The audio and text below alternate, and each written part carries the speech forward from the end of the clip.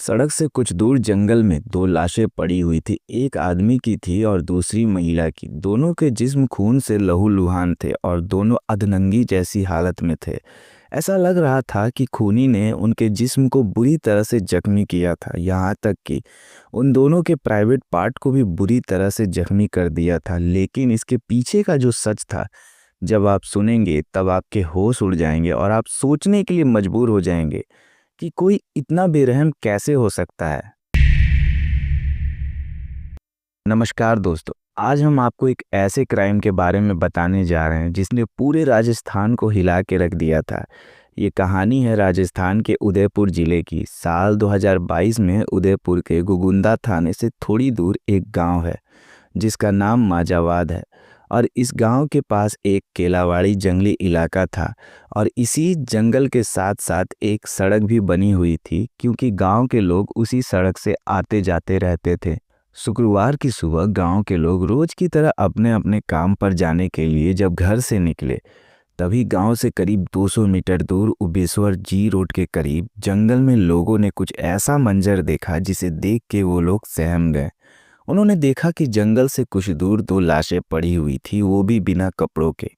और वो लाशें एक पुरुष की थी और दूसरी लाश महिला की थी और दोनों के प्राइवेट पार्ट को भी बुरी तरह से जख्मी थी। लाश की ऐसी हालत देखकर किसी ने तुरंत पुलिस को फोन किया, लेकिन तब तक ये खबर इलाके में एक आग की तरह फैल चुकी थी। जहां दोनों की लाशें मिली थी वहां पे लोगों की भीड़ बढ़ती जा रही थी। सूचना मिलने के बाद गुगुंदा थाने के कांस्टेबल विजय कुमार और कांस्टेबल भवानी सिंह मौके पर पहुंचते हैं और पुलिस ने जब सामने से जाकर लाश को देखने की कोशिश की तो पता चला कि लाश को बुरी तरह से जख्मी कर दिया गया था।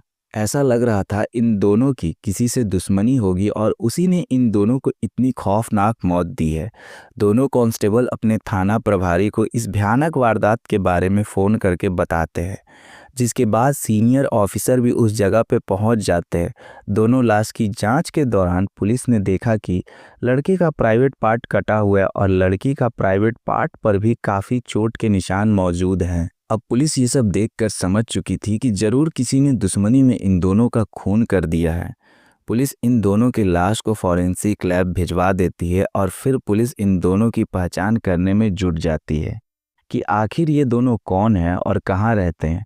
इस काम में पुलिस को ज़्यादा मशक्क़त करने की ज़रूरत नहीं पड़ती, क्योंकि कुछ लोगों से पूछताछ के बाद उन्हें आखिरकार पता चल जाता है मारने वाला कौन था। दरअसल जो लड़का था वो एक आदिवासी समुदाय का था और उसकी उम्र करीबन 30 साल थी और उसका नाम राहुल मीणा था। राहुल पेशे से एक टीचर था और जो लड़की थी उसका नाम सोनू कुंवर था, जो राजपूत फैमिली से बिलोंग करती थी। सोनू की उम्र 28 साल थी। राहुल और सोनू का घर वारदात की जगह से सिर्फ 10 किलोमीटर की दूरी पे था। अब पुलिस को दोनों के डिटेल्स मिल चुके थी, लेकिन अब पुलिस को कत्ल की वजह और कातिल की तलाश थी, जिसके बाद पुलिस ने आसपास के इलाके में सबूत जुटाने के लिए छानबीन शुरू कर देती है।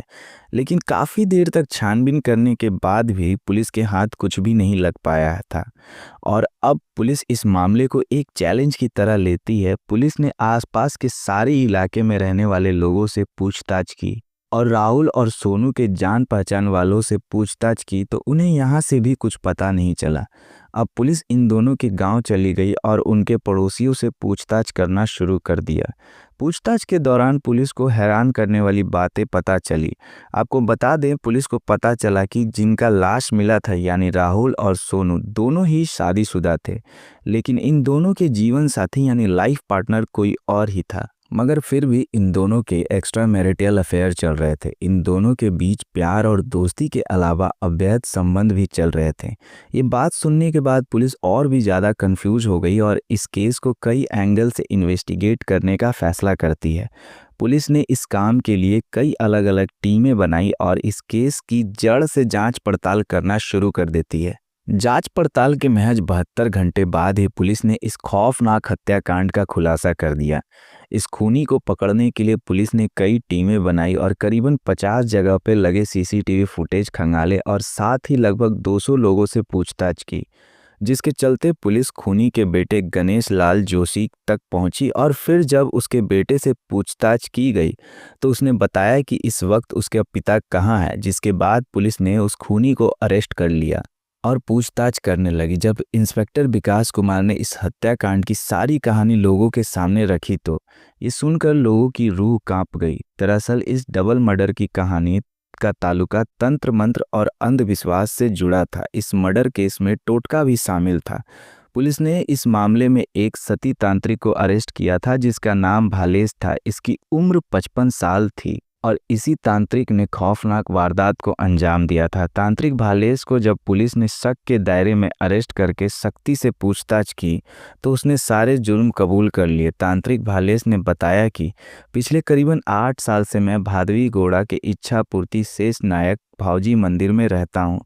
मैं वहाँ लोगों की परेशानियाँ दूर करने के लिए ताबीज बनाता हूँ और इसी मंदिर में सोनू कुंवर और राहुल मीना के घर वाले भी आया जाया करते थे। अब इसी मंदिर में एक दिन दर्शन करने के दौरान राहुल और सोनू की मुलाकात हुई, जिसके बाद दोनों एक दूसरे से बात करने लगे और एक दूसरे को पसंद करने लगे। दोनों अक्सर मंदिर में आते थे और एक दूसरे से मिलते थे। फिर देखते ही देखते दोनों की दोस्ती एक गहरे रिलेशनशिप में बदल गई। लेकिन अब परेशानी ये थी कि दोनों पहले से ही शादीशुदा थे और सोनू से अफेयर होने के बाद राहुल अपनी पत्नी से धीरे धीरे दूर होने लगा था। और इस बात को लेकर राहुल और उसकी पत्नी के बीच डेली डेली झगड़े भी होने लगे। अब डेली के झगड़े से तंग आकर एक दिन राहुल की पत्नी भी मदद मांगने के लिए इच्छा पूर्ण शेष नायक भावजी मंदिर में रहने वाले तांत्रिक भालेश कुमार के पास पहुंच गई। वहां पहुंचने के बाद राहुल की पत्नी ने तांत्रिक को सारी बातें बताई, जिसके बाद उसकी परेशानी सुनकर तांत्रिक भालेश कुमार राहुल और सोनू के अफेयर के बारे में राहुल की पत्नी को सब कुछ बता देता है। तांत्रिक की बातें सुनकर राहुल की पत्नी दंग रह गई। ये सब बताने के बाद भालेश ने राहुल की पत्नी को अपने तरफ कर लिया था और अब उसकी नज़र राहुल की महबूबा सोनू कुंवर पर थी। जिसके बाद तांत्रिक ने सोनू से नज़दीकियां बढ़ानी शुरू कर दी, मगर राहुल को ये सारा माजरा पता चल चुका था। फिर राहुल सोनू से सारी बातें बोलता है और फिर दोनों तांत्रिक भालेश के पास चले जाते हैं और उसे बदनाम करने की धमकी दे देते हैं। अब भालेश उनकी धमकी से डर गया था क्योंकि उसे अपने भक्तों के बीच अपने नाम और पहचान को खराब नहीं करना था। भालेश को अब इसी बात का डर सताने लगा था कि अगर राहुल और सोनू ने लोगों को सब कुछ बता दिया तो मेरी इज्जत चली जाएगी। ये सब सोचते सोचते तांत्रिक भालेश परेशान हो गया था और इसी परेशानी में उसने एक खतरनाक प्लान बनाया जिसके बारे में कोई सपने में भी नहीं सोच सकता था। प्लान के मुताबिक भालेश बाजार गया और वहां से उसने एक साथ करीबन 50 फेविकॉल के पाउच खरीदे। पाउच खरीदने के बाद वो वापस मंदिर आया और सारे फेविकॉल के केमिकल को एक बोतल में भरकर अपने पास रख लिया।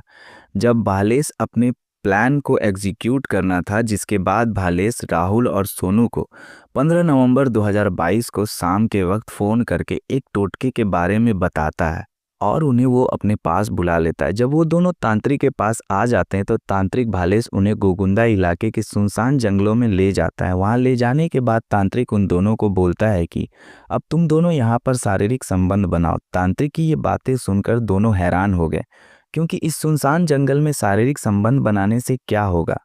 जिसके बाद भालेश बोलता है कि अगर तुम दोनों हमेशा के लिए एक होना चाहते हो तो मैं जैसा कहता हूँ वैसा करते जाओ। तांत्रिक की ये बातें सुनकर दोनों भालेश की बातें मान लेते हैं और तांत्रिक सबसे पहले उन दोनों को अपने कपड़े उतारने के लिए बोलता है, जिसके बाद दोनों नग्न हो जाते हैं और फिर दोनों इंटीमेट होने लगते हैं और फिर उसी के सामने शारीरिक संबंध बनाने लगते हैं। जैसे ही दोनों शारीरिक संबंध बना रहे थे तभी अचानक से तांत्रिक ने फेविकॉल से भरे बोतल को खोला और उन दोनों के ऊपर डाल दिया। राहुल और सोनू कुछ समझ पाते उससे पहले ही दोनों एक दूसरे से बुरी तरह से चिपक चुके थे। दोनों के शरीर कई जगह से बुरी तरह से चिपके हुए थे, जिसकी वजह से दोनों की हालत बहुत खराब हो गई थी। जब दोनों जबरदस्ती अलग होने की कोशिश कर रहे थे तो उनकी खाल उनके शरीर से उखड़ने लगी। अलग होने के बाद राहुल और सोनू खुद को संभालने की कोशिश कर रहे थे। तभी तांत्रिक भालेश ने उन दोनों पर चाकू और पत्थरों से हमला कर दिया, जिसके बाद दोनों जमीन पर गिर गए। फिर भालेश ने उन दोनों के प्राइवेट पार्ट को पत्थर से वार करके कुचल दिया, जिसके बाद दोनों खून से लहूलुहान हो गए और मौके पे ही राहुल और सोनू की मौत हो गई। इस वारदात को अंजाम देने के बाद तांत्रिक भालेश वहां से भाग गया, लेकिन आखिरकार लास्ट में पुलिस के हाथों वो पकड़ा गया, जिसके बाद पुलिस ने उस तांत्रिक को अरेस्ट कर लिया और जेल भेज दिया। दोस्तों ये कहानी आपको कैसी लगी? अगर अच्छी लगी हो तो वीडियो को लाइक करके चैनल को सब्सक्राइब कर लीजिएगा। मैं ऐसी ही दिल को दहला देने वाली कहानी आपके लिए लाता रहता हूँ। तो तब तक के लिए आप जहाँ रहो स्वस्थ रहो, मस्त रहो।